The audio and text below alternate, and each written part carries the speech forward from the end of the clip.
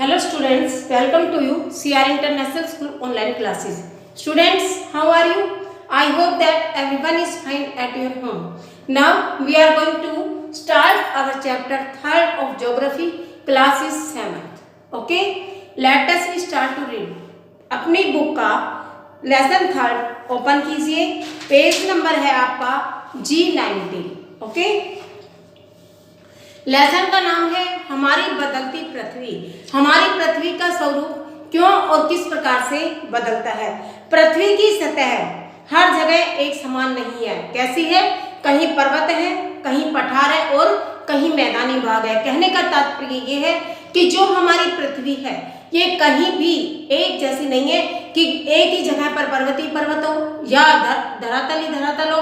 कहीं पर ऊंचे ऊंचे टीले हैं, कहीं पहाड़ है तो कहीं मैदान है. हम पृथ्वी पर निरंतर कोई ना कोई परिवर्तन होते हुए देखते हैं और जिन स्थलाकृतियों का मतलब है हम जिन भी भूमि की आकृतियों को, स्थल माने भूमि, पृथ्वी और आकृति माने पृथ्वी की जो भी विभिन्न आकृतियां बनती है उनको देखते हुए आए हैं. और वो अचानक से नहीं बनती है. ये लाखों वर्षों के दौरान जो भी हमारी प्रकृति में परिवर्तन होते हैं उनके परिणाम स्वरूप जो हमारी भूमि है उसके धरातल के स्वरूप में अंतर आता है. वैज्ञानिकों का कहना है कि लाखों साल पहले सभी महाद्वीप एक अति विशाल भूखंड के रूप में आपस में जुड़े हुए थे जिसे पैंगिया का नाम दिया गया. यानी पैंगिया किसे कहा गया? विशाल भूखंडों को. पैंगिया क्या था? विशाल, सभी महाद्वीप एक अति विशाल भूखंड के, यानी सभी महाद्वीपों का एक विशाल भूमि के रूप में इकट्ठे रहना. सभी महाद्वीप एक अति विशाल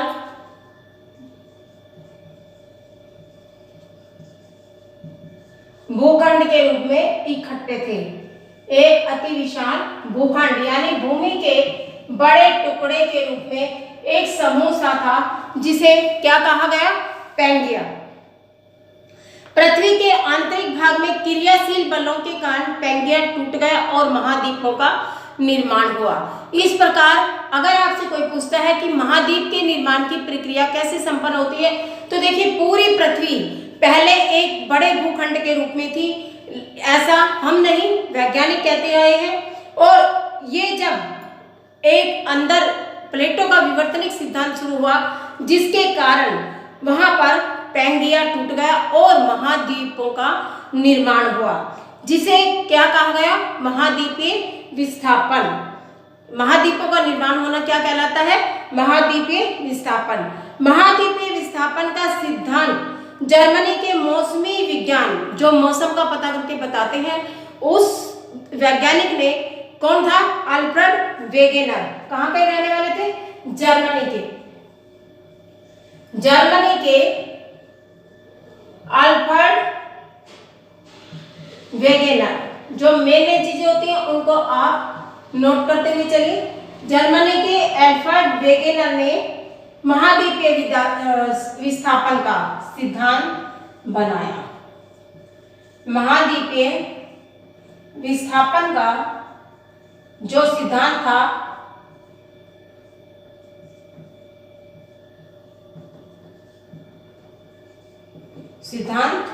बनाया. किसे? अल्फ्रेड वेगेनर ने. जर्मनी के रहने वाले थे और मौसम विज्ञान के जानकार थे. इस सिद्धांत के अनुसार स्थल मंडलीय प्लेटों के सिद्धांत को स्वीकार कर लिया गया और क्या कहा गया? पृथ्वी की भूपरपट्टी यानी पृथ्वी की जो ऊपरी सतह है, जो स्थल मंडल है, वो अनेक छोटी बड़ी कई प्लेटों से निर्मित है. एक आधी प्लेटें नहीं है, उसमें बहुत सारी प्लेटें हैं जिसके कारण पृथ्वी की जब अंदर गतियां होती है, आंतरिक हलचल होती है, प्लेट विवर्तनिक का सिद्धांत है या भूकंप है, ज्वालामुखी जैसी क्रियाएं होती हैं, तो उसके कारण ये प्लेटें आपस में टकराती हैं और जिसके कारण उनमें जो भी बल उत्पन्न होता है उसके कारण पृथ्वी की सतह पर ये परिवर्तन होते रहते हैं. देखिए हमारी जो पृथ्वी है ये कई छोटी बड़ी प्लेटों से मिलकर बनी है जिन्हें हम प्लेट विवर्तनिक का सिद्धांत कहते हैं. जब अंदर कोई प्लेटों में गतिशीलता आती है, कोई आंतरिक हलचल होती है, क्रियाएं होती हैं, जिसके कारण ये अपनी जगह से खिसकती हैं और बल अंतर्जनित होता है इनके अंदर, तो उससे ये गतिमान होती हैं और उसके कारण पृथ्वी पर परिवर्तन होते हैं, जिसके कारण पृथ्वी विभिन्न आकार लेती है। पृथ्वी पर कौन कौन से दो बल होते हैं? दो प्रकार के हैं पृथ्वी पर। पृथ्वी पर के दो बल हैं, कौन कौन से? एक है अंतर्जनित बल और दूसरा है अंतर्जनित बल और दूसरा है बहिर्जनित बल। बहिर यानी बाहरी बल। अब इन दोनों के बारे में हम एक्सप्लेन करेंगे। देखिए, अंतर्जनित बल जो है वो पृथ्वी के आंतरिक भागों में, जो पृथ्वी की ऐसी सतह जो हमें दिखाई नहीं देती, पृथ्वी के नीचे जो भी बल उत्पन्न होते हैं उसको हम कहेंगे अंतर्जनित बल। अंतर्जनित बल कभी भी तीव्र व आकस्मिक गति उत्पन्न करते हैं तो कभी धीमे, कभी कभी तो एकदम आकस्मिक हलचल पैदा करते हैं और कभी धीमी गति से कि हल्का सा झटका महसूस होता है। तो आकस्मिक अंतर्जनित बल जो है ये पृथ्वी की स्थल मंडलीय प्लेटों में तीव्र और अप्रत्याशित, तीव्र का मतलब तेज, अप्रत्याशित का मतलब है अचानक परिवर्तन उत्पन्न करते हैं। इनके कारण पृथ्वी की सतह पर अचानक ही और तेजी से ही परिवर्तन होते हैं, जिससे भारी मात्रा में विनाश होता है, मनुष्यों की हानि होती है, मतलब मनुष्य मर जाते हैं, इतना भारी संकट आता है, इतनी भारी मात्रा में भूकंप आते हैं, तूफान आए या ज्वालामुखी जैसी क्रियाएं होती हैं। किस बल के कारण? अंतर्जनित बल के कारण। तो यहाँ पर कौन कौन सी अंतर्जनित बल के कारण आपने क्या देखा, कौन कौन सी क्रियाएं होती हैं? भूकंप, सुनामी होता है, जो समुद्रों में तूफान आते हैं उनको हम कहते हैं सुनामी, ठीक है। भूकंप, ज्वालामुखी,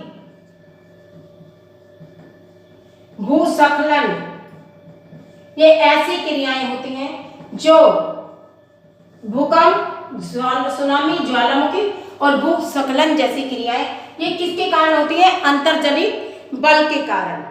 ये ऐसी क्रियाएं हैं जो पृथ्वी की सतह को अप्रत्याशित रूप में यानी अचानक ऐसे रूप में परिवर्तित कर देती हैं कि सोचा तक नहीं होता है। भूकंप के कारण आप देखिए कि बिल्डिंग हिल जाती हैं, इतना भयंकर तूफान आता है कि मकान के मकान ढह जाते हैं, लोग घरों से बाहर की तरफ भागने लगते हैं। आपने देखा था कई साल पहले भुज में, माधवगढ़ गुजरात के भुज में आया था तूफान, जिसमें कहते हैं कि पूरा भुज तबाह हो गया था। इसी तरह से होती है ज्वालामुखी की क्रियाएं हैं, भूस्खलन की है, ये क्रियाएं पूरी पृथ्वी को कई बार इतनी विनाशकारी साबित होती है कि इनके कारण, भूस्खलन के कारण बाढ़ें आती है, भूकंप के कारण झटके लगते हैं और इमारतें गिरने लगती हैं, नुकसान होता है, तबाही मचाते हैं। ये इस तरह के अंतर्जनित बल के कारण जो भी क्रियाएं होती हैं। देखिए, अब हम एक एक के बारे में पढ़ेंगे। ज्वालामुखी, ज्वालामुखी भूपरपट्टी पर एक खुला छिद्र या निकास होता है। मान लो ये हमारी पृथ्वी है और इस पर ये जो ज्वालामुखी जैसी क्रियाएं होंगी तो ये ऐसे होती हैं। ये हमारी मान लो पृथ्वी है, यहाँ पर पृथ्वी के भारी भाग से द्रवित जो मैग्मा होता है वो बाहर निकलता है आंतरिक भाग से। ये क्या है? ये मान लो मैग्मा है और ये पृथ्वी के बाहर निकलता है, बाहर आकर ये ठंडा हो जाता है, लावा के रूप में बाहर निकलता है और बाहर निकलने से ये यहाँ पर एक चट्टानों का, शंकुमुखी चट्टानों का रूप धारण कर लेते हैं। ज्वालामुखी के मुख पर बने जो वृत्ताकार, जो भी यहाँ पर मुख पर जो भी वृत्ताकार गर्त सा बनता है उसे हम क्या कहेंगे? वीवर या क्रेटर। गर्त का मतलब होता है गड्ढा, जिसको हम क्या कहेंगे? क्रेटर। क्रेटर कह सकते हैं या हम इसको वीवर बोल सकते हैं। ये क्या है? शंकु। शंकु का मतलब है इस शेप में ये बाहर निकलती है ज्वालामुखी, पिघले हुए मैग्मा के रूप में, लावा के रूप में, द्रव पदार्थ के रूप में ये बाहर निकलता है और बाहर आकर जब ये ठंडा हो जाता है तो ये ठोस रूप धारण कर लेता है और इसको हम, ये जब बाहर निकलता है इसको वीवर या क्रेटर बोलेंगे। शंकु रूप में ये चट्टानों का रूप लेता हुआ चला जाता है। इसके बाद है भूकंप।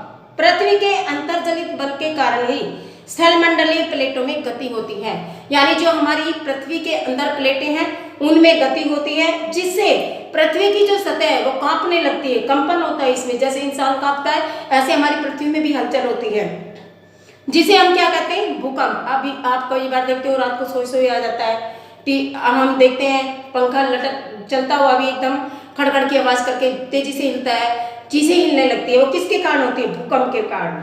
जिस स्थान पर भूकंप की तरंगें उत्पन्न होती है उसे हम क्या कहेंगे, उद्गम केंद्र। जहां से भी भूकंप आएगा, जहां से जो उसका स्रोत होता है मेन, जहां से वो शुरू होता है वो कहलाता है उद्गम केंद्र। ठीक है। और भूकंप का अधिकेंद्र भी कहते हैं, निकटतम दूरी को, जो पास में होती है उस दूरी को हम क्या बोलेंगे, अधिकेंद्र। अधिकेंद्र से कंपन चारों ओर तरंगों के रूप में फैल जाता है आसपास के एरिया में। और जैसे जैसे नजदीक भूकंप आता है, पास वाले क्षेत्र में जो भी एरिया इफेक्टेड है भूकंप के आसपास का, वहां पर उसका प्रभाव ज्यादा होता है, वहां ज्यादा हलचल होती है, ज्यादा तबाही मचती है, ज्यादा विनाश होता है। और जो थोड़ी सी दूरी पर होता है वहां पर उसका असर प्रभाव कम दिखने को मिलता है।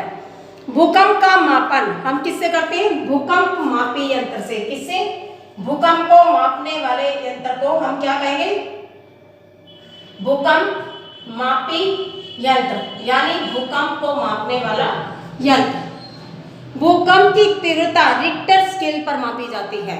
रिक्टर स्केल का मतलब है उसे हम इस भूकंप मापी यंत्र को लगाकर रिक्टर स्केल की सहायता से मापते हैं। आज के लिए इतना ही काफी है, कल हम इससे अगले टॉपिक को करेंगे। आज के लिए आपने जो भी मैंने नोट करवाया इसको लिख लें और अपनी बुक का पेज नंबर G19 और 20 आपने दोबारा से रीड करना है और ये क्वेश्चन लर्न कर लें। Okay, thank you very much.